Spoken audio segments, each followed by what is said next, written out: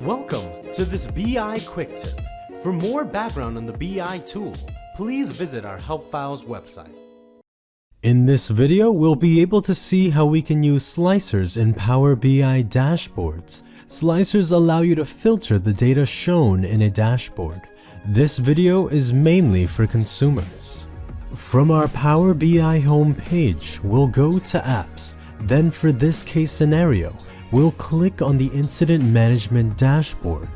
We can find the slicers for this specific dashboard over here on the left. Some slicers have clickable options such as this, and others allow you to filter by clicking on a date or dragging a slider bar. Any slicer changes can generally be seen in real time with the results over here on the right.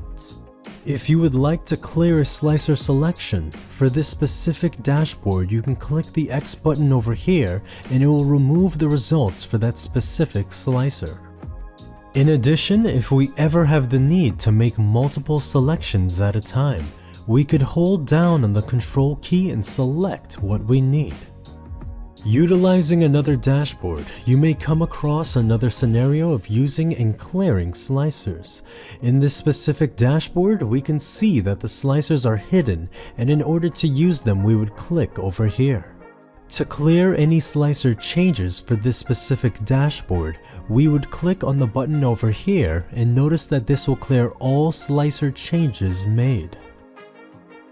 Thank you for watching this episode of the BI Quick Tips series. You can find all BI Quick Tip videos on the Help Files website. Until next time.